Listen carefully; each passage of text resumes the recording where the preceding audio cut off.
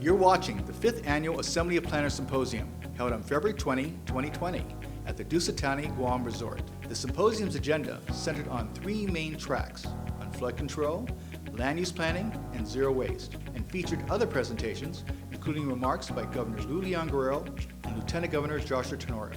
The symposium was organized by the Bureau of Statistics and Plans Guam Coastal Management Program with a grant from the National Oceanographic and Atmospheric Administration. The theme of this year's symposium is Creating a Clear Vision in a Changing Climate. The keynote address of the 5th Annual Assembly of Planners Symposium, presented by Lieutenant Governor Joshua Tenorio. Good morning, Elaine. Good morning. I know I'm the barrier between you and lunchtime, but I promise you, since you're mostly, I would say, in the planning professions, and you are all pretty well organized, a little maybe in the weeds, I know that you'll forgive me that I'll have a bit more longer remarks than I normally would in the introductory. But I'd just like to thank the staff of BSP. And he forgot to mention, I think about 18 years ago, I was actually director of Bureau of Planning, which I was a concurrent collateral assignment, so I wasn't there all the time, but I was there plenty of the time. But in my view, Bureau of Planning back then is really the institutional memory of the government of Guam. They do have quite a large number of professionals that work there. From Bureau of Planning came, many years ago, the Office of Civil Defense.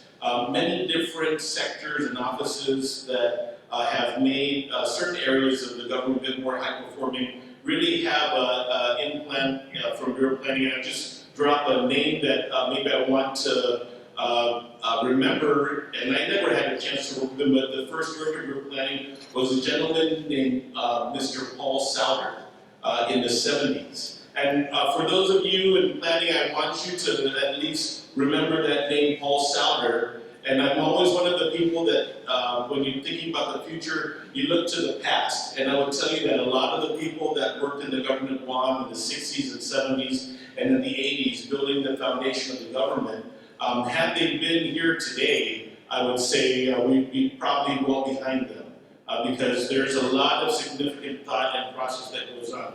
So thanks for everybody for making the time and for participating. And so the theme this year is creating a clear vision in a changing climate. And with the ongoing challenges of climate change, among many others, there are many ways to arrive at this clear vision and communicate it to the community. And one approach our administration is taking that I want to talk to you about is how Guam has embraced and adopted the United Nations 17 Sustainable Development Goals for our community. So our island has many challenges. All of you are working on addressing many parts of this. And we can address in the near term, but ultimately we're not going to solve them unless we take a long-term view and plan not just for the next year, but for the next decade, for the next 2 decades. We need to plan for the needs of the next generation, who, by the way, we're borrowing this land from, or even the next century. So as an island community, we're starkly aware of the limitations of Guam, the lack of land, sometimes the remoteness, the logistics of running an island that's relatively isolated in the westernmost part of the Pacific. And whatever awaits us in the future, our socio-economic or natural resource plannings, we must prepare for that future and incorporate the principle of sustainability. It's a principle that really, for many decades, has escaped the people of Guam. And I'll just point out that for several thousands of years, the indigenous Chamorro people led a very sustainable lifestyle. So sustainability, of course, is a buzzword. It's pretty popular with funding opportunities. But at the same time, I tell you that for many people that are in the front lines, especially young people, sustainability is a moral imperative. It is a reason for being. It's a reason for studying. It's inspiration. But the fact is that there are many communities around the globe that are facing serious economic, social, and environmental challenges. And people are beginning to realize that it cannot be business as usual. All around the world, societies are looking at ways to balance competing priorities in order to create sustainable solutions for their communities.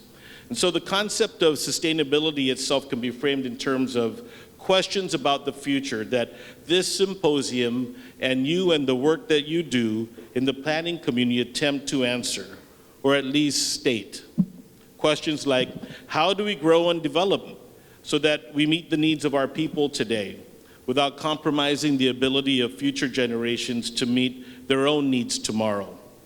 How do we grow and develop not just an island community, but as part of a global community, an emergence of a bit more public portfolio for this island territory? What kind of society do we want? Do we want to live or leave for the future generations, for your children, for your grandchildren?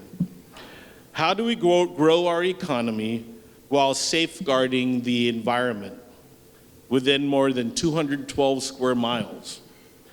How can we embrace greater diversity in a society without creating ethnic division that threaten to tear us apart? How do we provide more support for people in healthcare, education, and the social services while keeping the tax burden down on our people? How do we preserve opportunity for the aspirations to inspire aspirations of the young and the young at heart while ensure that our society remains compassionate and caring? Ultimately, how we will succeed in addressing these fundamental systemic questions will determine how successful we will be in building a community that meets the needs of our people and is sustainable. So I want to talk about the global framework for the UN Sustainable Development Goals. And many times people think, especially things that come in from the international community, how could we possibly as an island community aspire to, how much money is it going to cost for us to embrace this challenge globally? And I'm always one of the people, and I know you are too, as planners, to kind of break it down and apply things to what your work is. And so the challenge that the governor and I have made to our island, and the challenge that we have promised to make, is to really try and align all of the things that are happening in the government and civic society, what the government can do to influence business futures and the vision of our island, to really see how they map up into each of these 17 development goals. So I kind of want to just ask you to be a little bit patient as I go through that a little later in this presentation.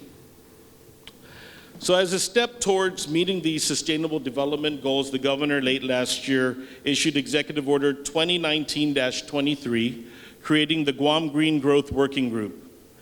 The central mission of this working group, also known as the G3 Working Group, is to create and contribute to an ambitious action strategy to meet the UN Sustainable Development Goals. This Guam Green Growth movement is actually part of a movement of small island states and territories, working together, sharing together as only islanders can do, to try and see what best things are happening, not only here in the Pacific, but in the Atlantic as well. And so we're also part of a 2030 movement. There is a Hawaii Green Growth organization that we're working very collaboratively with, working with the government of Curacao, working with the Federated States of Micronesia, who, by the way, if you're paying attention, is working hard and under their new leadership is rapidly gaining leadership in the area of sustainable development. So I just want to go over the 17 and maybe talk about some of the challenges, some of the issues, some of the opportunities that I would ask you to compel yourself to action. And the first of the development goals is ending poverty, right? It's kind of like I always think ending poverty, some people almost think, oh, well, what do you want? World peace. It's an unreachable goal or aspiration. But it is a reality that we must face, that we have a high level of poverty in our community. And the biggest evidence, I would say the strongest evidence that poverty is high here is the fact that there is free lunch in every public school on this island. Some people think, oh, that's great. It's a free lunch program. Everybody gets a subsidized meal. It's an indicator that the vast majority of public school households are living below the poverty level. It is a big challenge and a big thing that I would say needs to be part of the planning that we do. We have a homelessness problem. Now, many communities do have a homelessness problem. Fortunately, we're not in the situation in the state of California where there are 170,000 unsheltered people. But this unsheltered homeless problem is a relatively new phenomenon here in our island. I have to say, growing up, I would never think that there are people living on the streets. There might be one person, they might have some mental health issues maybe, but here you see families that are out there unsheltered. And of course, the vast majority of the homeless population are those that are living in substandard conditions, predominantly in Chamorro Land Trust areas, people living in shacks.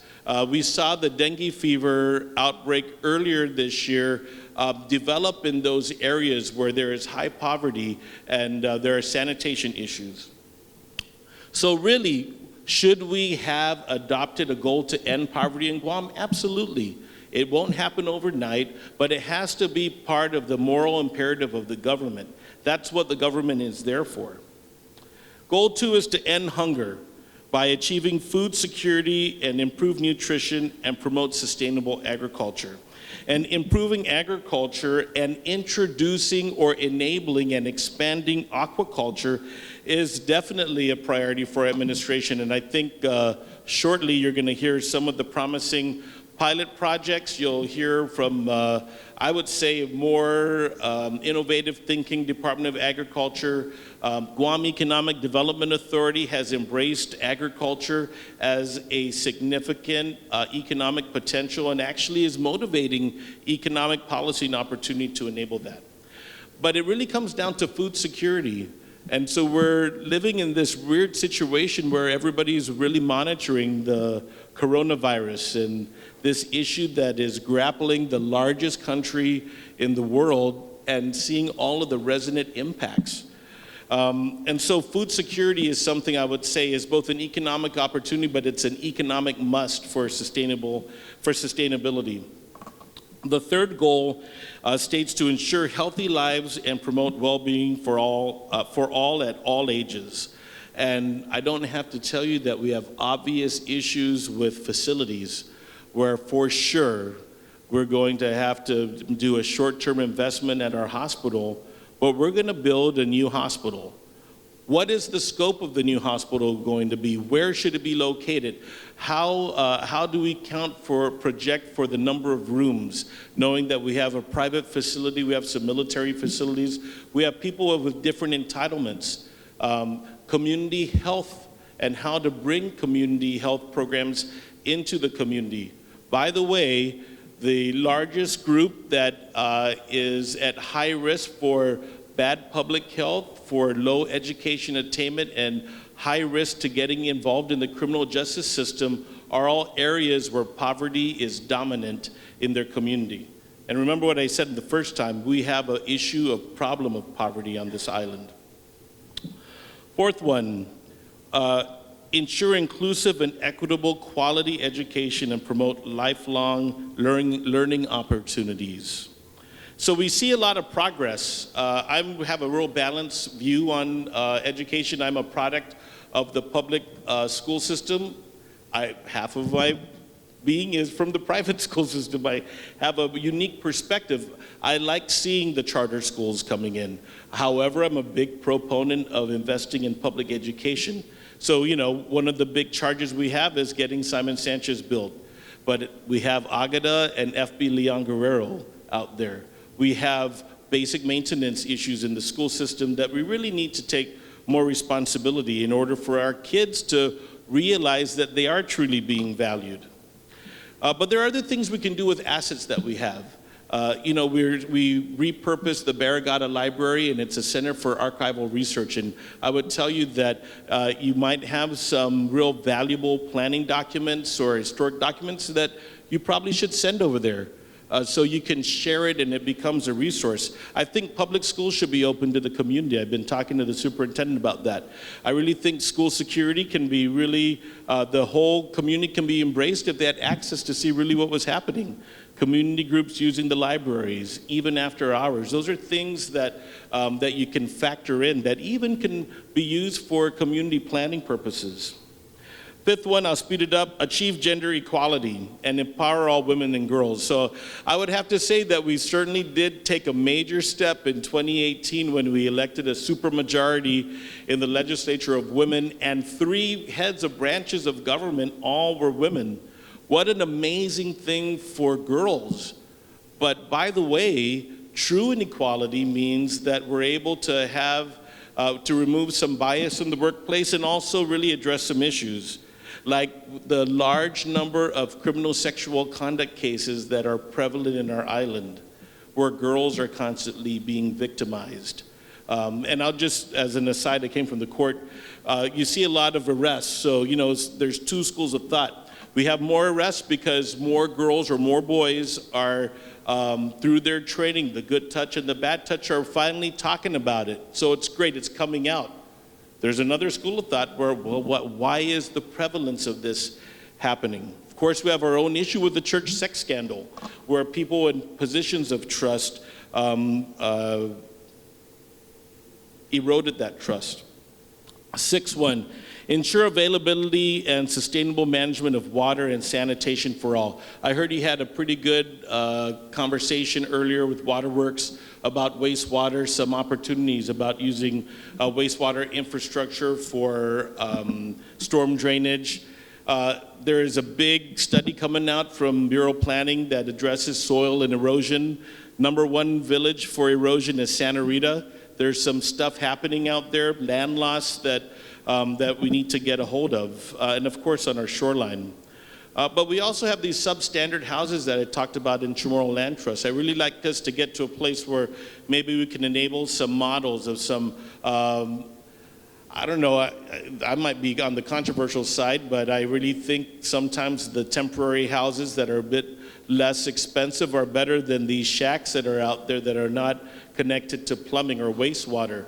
What are the steps that we can get people to protect themselves from the elements and also maintain some sanitation? How do we protect our aquifer?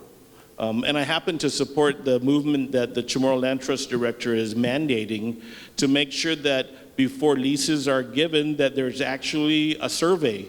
Why are we continuing to, I didn't like the practice of giving property out without them being surveyed. It just made no sense. And I think from a planning perspective, you probably would agree with me that that's the way to go. Goal 7, ensure access to affordable, reliable, sustainable, and modern energy. And I see my friend Marcel over there, and I was, last few years when there's been a lot of public discussion about power planning, right, and sustainable and renewable energy. And this big power plant that's been built that now is a consent decree to get done, and how GPA has to get things done. But, you know, from a planning perspective, I don't know if the chief engineer was here talking about water, but we're concerned about the engineering that it's going to take to carry these heavy components of this power plant over roads that have a lot of water and wastewater infrastructure underneath, you know, and thinking about what is going to be done and making sure that we enable opportunities for sustainable, renewable energy. And I'll just point out there's 2 pieces of legislation that I have my eye on, one by Talina Nelson, one by Joe San Agustin, that is trying to enable DOE to make it faster for them to get some renewable energy on their land. Because, by the way, the one government agency that probably has the most land on Guam with facilities is the Department of Education.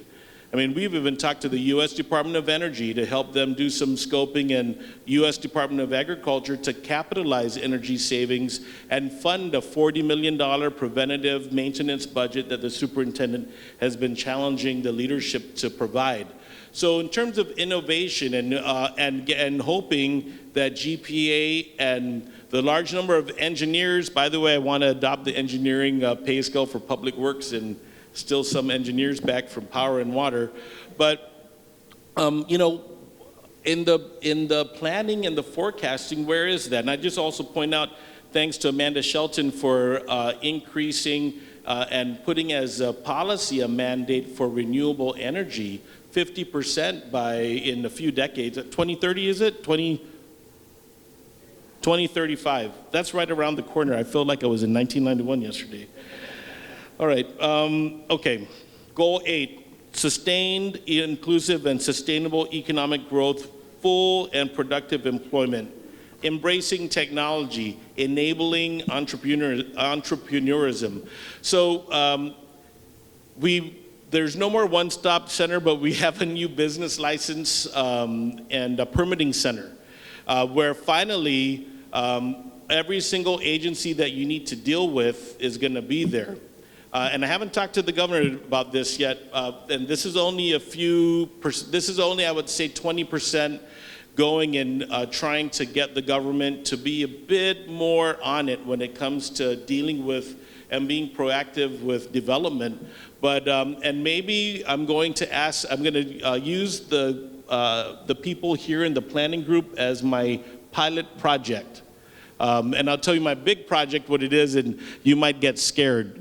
But since you're planners and responsible professionals, some of you with certificates, I'm going to ask you to give me the top 3 regulations or rules that are outdated or can be eliminated. And it might be sound strange from a Democrat, because the Democrats are supposed to be a bit more on the regulation side, and I am. But we have to see what the realities are today. And I'm just challenging you that many of you that maybe you just started in the government when they promulgated rules, we don't do a very good job going back to make sure the rules are still valid. We set up processes based on the situation that we have. And 20 years later, sometimes there's lack of manpower, or there's different things that we know. There's more knowledge. And so, Ty, I'm going to do that. And I'm going to poll you. I'm going to ask you to submit to me and start thinking about it. You don't need to do it tomorrow. This is going to be a dialogue. I want to know from you, what are the 3 areas or specific rules or regulations you think we should eliminate maybe? That'll be the first one, or revise. That at least will give us some guidelines or some imperative to take a look at stuff. Okay, I'm running out of time. But, you know, I really do think that we need to enable entrepreneurism. Number 9, build resilient infrastructure, promote inclusive and sustainable industrialization, and foster innovation. By the way, we have limited land on this island. And so land use decisions are very, very important. And so it does take a considerable time to get an M1 designation from the Guam Land Use Commission for a purpose. However, I think that we should be clear, and this is what we imagine. There's so many times, and I don't want to get on the track of let's have a land use plan, because so many times there's a big enterprise to get one going, and it always falls through the cracks or gets erased because people don't want to give up the authorities that they have. But we just need to recognize that we have limited land. And what is the one business enterprise that is eating up land and making it unusable? In my mind, it is a landfill. For sure, it was ORDOT dump. And so I just want to kind of put out there that the zero waste project, the zero waste program that we have put together, that a lot of the leaders of our government have come together. And you'll hear about this afternoon, will help facilitate a green economy. And so the Under Zero Waste Guam, which was initiated by Executive Order 2019-23 and is chaired by our first gentleman, Jeff Cook, and Conchita Titano. Conchita, I know you have 75 years of public service. Where are you? Back there. As Executive Director, I'm just joking. I'm not. Already, 3 innovative demonstration projects have been tilted up, which once scaled up, which once is scaled up, will divert 20% of the waste stream into the Luzon landfill. So you'll be hearing that about a bunch. But I want to point to our neighbors to the north. Now, our neighbors to the north in the Northern Marianas, they actually do some great innovative things, pretty good. I would tell you historic preservation, education, healthcare, there's some great stuff. What they don't do good is they deal with fast cash. I'm going to call it fast cash because unfortunately for them, the economies get motivated by a lot of external factors. So in the 90s, 80s and 90s, we had textile shops, or as the Democrats in the US Congress would say, sweatshops. And it caused a lot of problems, but so much cash was eaten up, the local population changed their lifestyle, and then in a minute, because of a change in policy and maybe and addressing some human rights issues, it was gone. That economy went down in a tailspin. Then lately, we had a huge casino that went up there. Still shocking to me how one facility can make more than Macau. And I imagine there's so many authorities looking at that right now. But again, an opportunity to kind of stabilize things. But then in an instant, and aided now by the coronavirus, it's gone. And so the constant challenge for our government is to stay clear of fast cash. I always think you always have to be cautious. You know, I'm not risk averse, but you have to make sure your eyes are wide open. Number 10, reduce inequality within and among countries. And I'll just say that although there's achieved gender identity, I'll say that there are still citizens in our country and on this island that don't have those protections. And although my very good friend and mentor, BJ Cruz, passed legislation to ban discrimination against LGBTQ residents, including me, those protections are not the same on base, and this administration and the White House has put a war on trans people and have started almost a purge of trans folks that want to serve the country, that for the last 10 years were perfectly fine.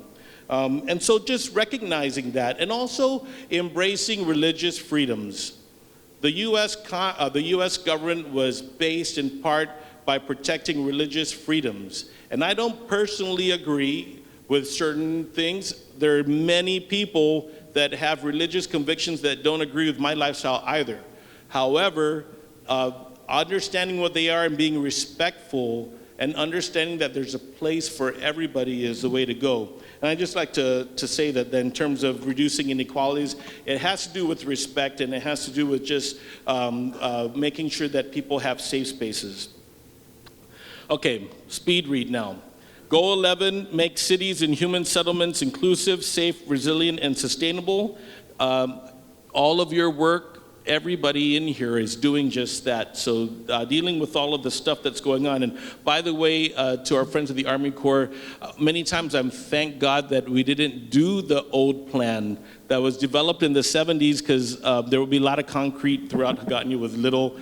I don't know if you guys know, you ever see in LA those big storm, there's not even storm gutters. There's like concrete. Anyway, that's in a smaller scale, that was part of the plan.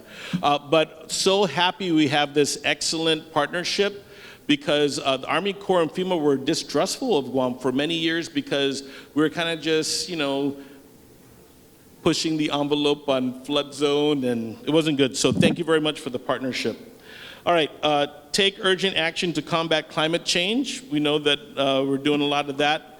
14, conserve and sustainably use oceans, seas, and marine resources for sustainable development.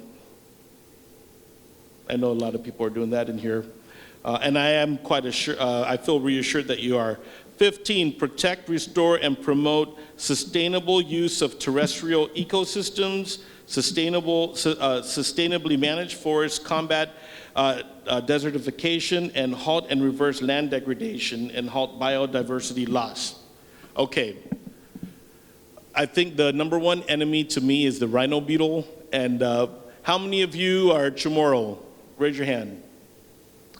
Mr. Roberto, how many words do we have for the coconut tree or parts of the coconut in our language? I think it's more than 20. So I just wanted to tell you that you see that the coconut tree is inherently part of our being. And right now we have the biggest challenge ecologically and culturally to us in the rhino beetle. So a lot of people doing some good work. Roland Kidigwa, I know I saw you somewhere around here, UOG, a lot of innovation going on. I would tell you this is one of the most compelling challenges that we have.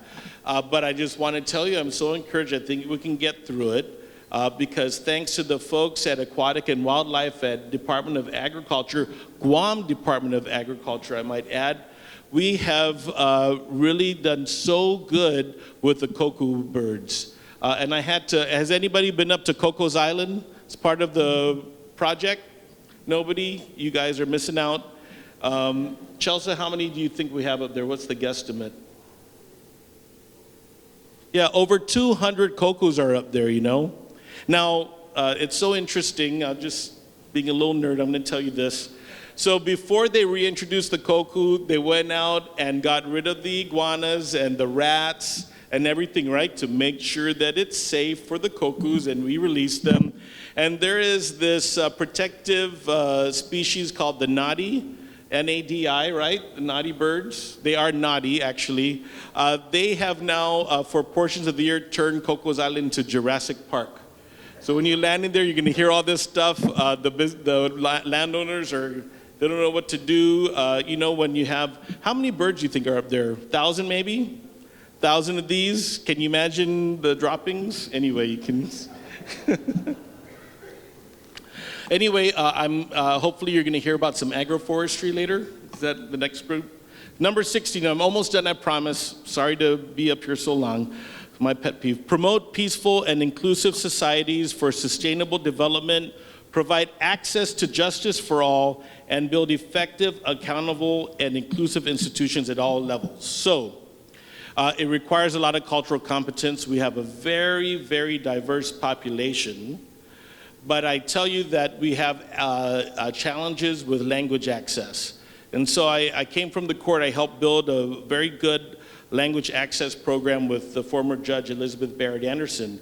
But can you imagine if you were in a foreign country and you got sick and you were in the hospital and you couldn't understand anything they were telling you and they were asking you to sign things, or you were in jail or prison and you weren't quite sure what for or how long you would be there for?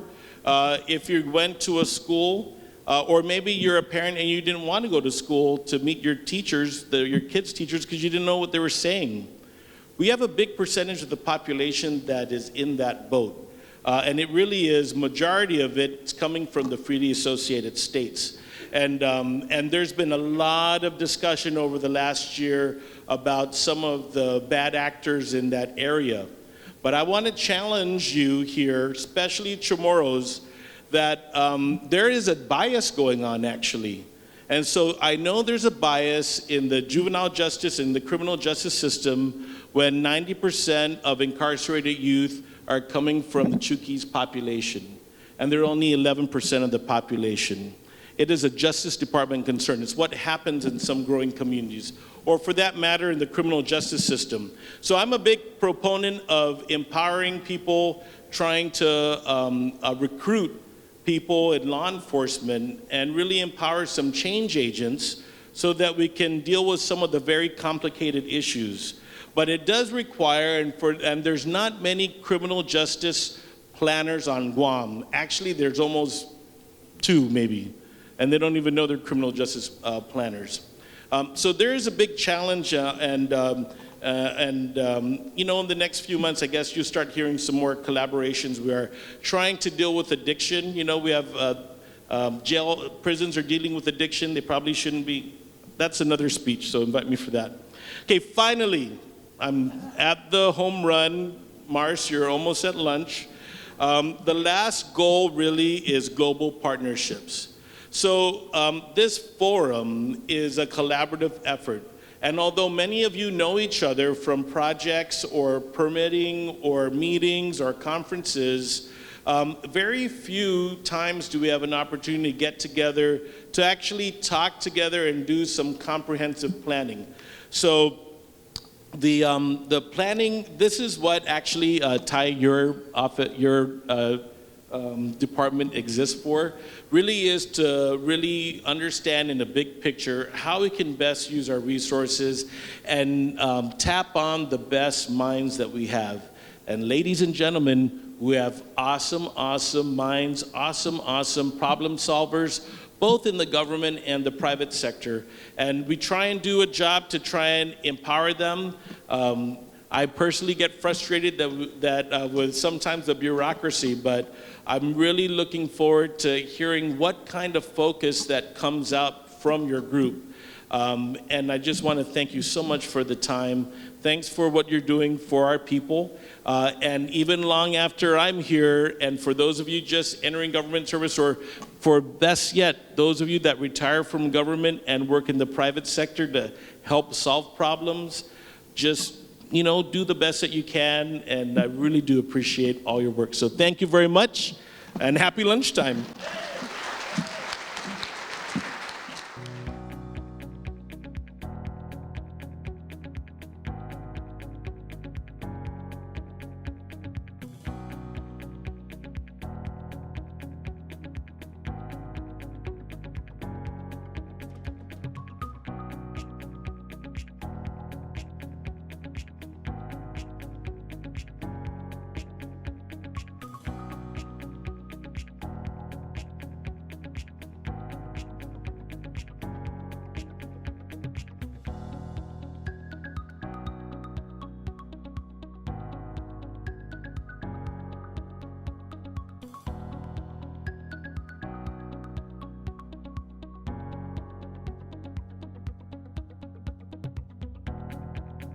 Coming up,